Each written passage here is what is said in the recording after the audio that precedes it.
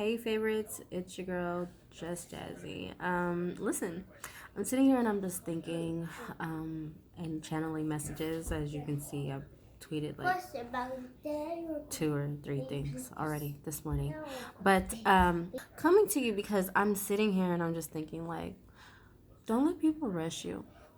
You know, I was sitting here having my own thoughts about my own past year, and people are so funny because people think that other people should move forward based on what they think and what they feel and how they would move forward.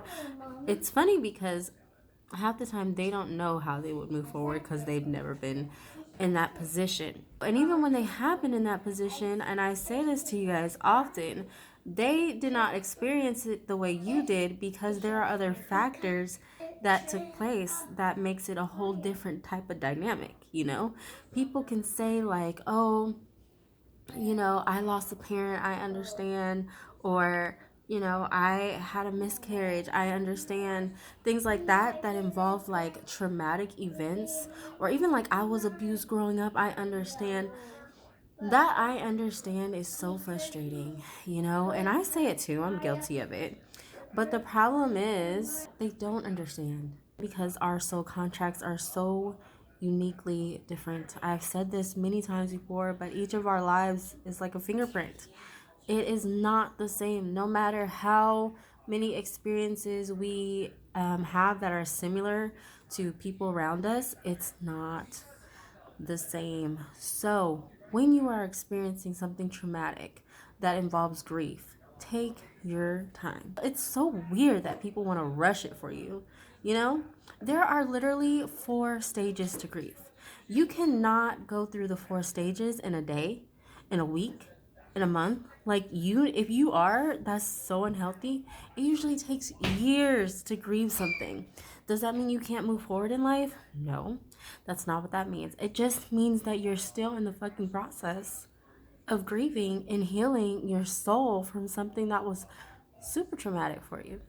And it's funny because you naturally go through these stages whether you know the stages or not. I remember looking last year at the 4 stages of grief just because I was going to do a post. I had literally told my friend that morning or like a few days prior that I was in the stage of acceptance. I just have come to a point of acceptance. And it's not something you come to on your own. It's not that you wake up one day and you're like, I'm going to go through the angry phase. I'm going to go through the sad phase. I'm going to go through acceptance today.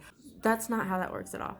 You literally just go through it as your body heals and you process, and we're all different in that manner. So, you do things when you're ready as far as moving forward in your grief, and do what makes sense to you, okay? So many people, and now we're talking about relationships, so many people, they are hurting and they want to jump right into a new relationship before they've healed at all.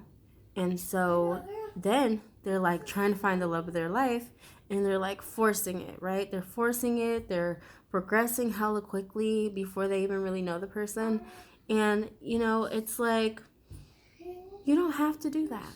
You don't have to do that. And I'm just so proud of myself because I took time to grieve at my own pace. And this is why I encourage everybody to do the same, because when you have, it's a level of self-love too that you have when you grieve at your own pace, because you're not really worried about how other people feel about it or their beliefs or what they think you should do. You're just where you need to be when you need to be there, right? You're just allowing things to flow, you're trusting the process, and you're feeling how you feel in that moment. As I said, it's not that life doesn't go on. It's not that you can't have new experiences with new people. You can, and it's not that, life doesn't happen during that time, but still, there is no need to force anything before you're ready. There's just never a need.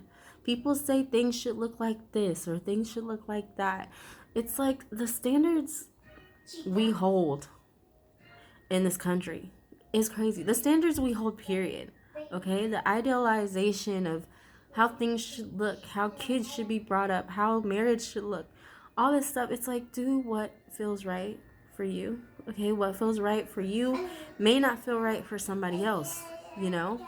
And we just never know what our path looks like and what God has planned for us. I go back to when I was first pregnant with my son, when I was 16, my oldest. And I came to my mom and I said, Mom, me and his dad are gonna get married. And she said, why? That right there had me like, isn't that what I'm supposed to do? We had a baby together. Shouldn't we get married? But that was so profound to me, and it was surprising because my mom is a diehard Christian. But it really taught me like life happens, but that doesn't mean you need to rush into things where you're gonna be committed into something that you're not ready for, and you truly don't even want. For real, you're putting yourself in a position for more pain, more trauma in the future because it doesn't align with your spirit. So take your time in life, take your time grieving, take your time healing. Be where you are when you are. If you're angry, be fucking angry, let that shit out. If you're sad, be fucking sad.